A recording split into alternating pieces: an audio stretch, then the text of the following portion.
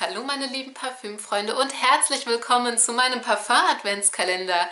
Wir öffnen hier vom 1. bis zum 24. Dezember jeweils ein Türchen oder auch Tütchen mit, ja, winterlichen Damen-, Herren- und Unisex-Düften. Es werden Reviews, First Impressions, Vergleiche und Unboxings geben. Wenn das euch interessiert, dann abonniert unbedingt meinen Kanal, drückt auf die Glocke, damit ihr keines der Videos verpasst und los geht's! Türchen bzw. Rentier Nummer 20. Ja, das brauche ich gar nicht aufmachen, denn was heute im Adventskalender drin ist, passt nicht in das kleine Rentier. Und zwar von Valentino Uomo. Ja, hallo meine lieben Parfümfreunde. Heute machen wir ein Unboxing zu diesem tollen Duft.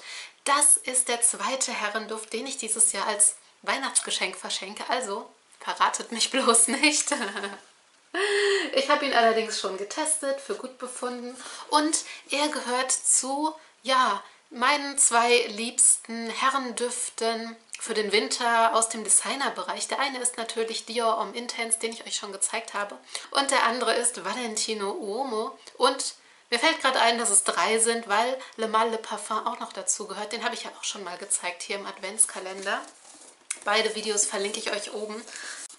Und genau, wir haben jetzt hier ein Geschenkset mit einem 50 Milliliter Flakon. Das ist ein Eau de Toilette. Und wir haben hier noch 100 Milliliter Duschgel dabei. Fand ich ganz schön zum Verschenken. Ja, macht auch einen ganz hochwertigen Eindruck. Der Duft ist von 2014. Als süßer Herrenduft konzipiert von Olivier Polch, der im Moment der Inhouse-Parfümeur bei Chanel ist. Und wir haben hier folgende Duftnoten in der Kopfnote: Bergamotte und Myrte, in der Herznote Kaffee und Gianduja-Creme und in der Basis Zeder und Leder. Und ich versuche jetzt den Duft hier mal zu befreien.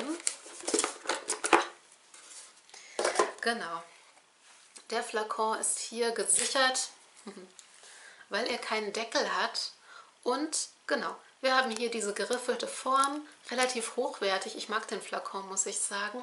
Und genau, der Duft innen drin ist leicht bräunlich eingefärbt. Und sprühen wir nochmal.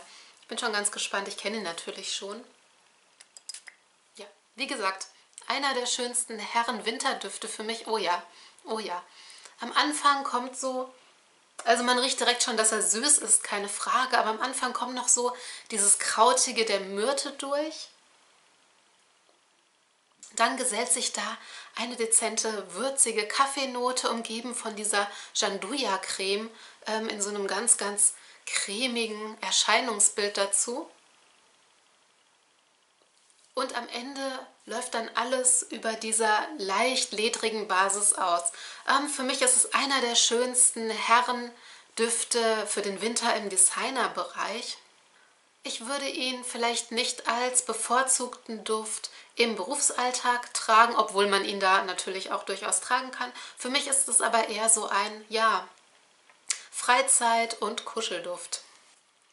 Valentino Uomo. Ich muss dazu sagen, dass er auf meiner Haut nicht ganz so gut hält. 4-5 Stunden, auf der Kleidung natürlich noch ein bisschen länger. Aber da er ja eher auch zu den günstigen bis mittelpreisigen Düften gehört, kann man da auf jeden Fall immer mal nachsprühen. So ihr Lieben, falls ihr noch ein winterliches Weihnachtsgeschenk sucht für den einen oder anderen Herren, guckt euch vielleicht diesen Duft mal an. Ja, und ihr liebe Herren, falls ihr einen gourmandigen, leicht ledrigen, günstigeren Duft sucht für den Winter, dann könnt ihr ihn euch natürlich auch anschauen. Ich bedanke mich wie immer sehr fürs Zusehen. Bis bald und bleibt gesund. Und morgen geht es natürlich weiter mit Türchen Nummer 21.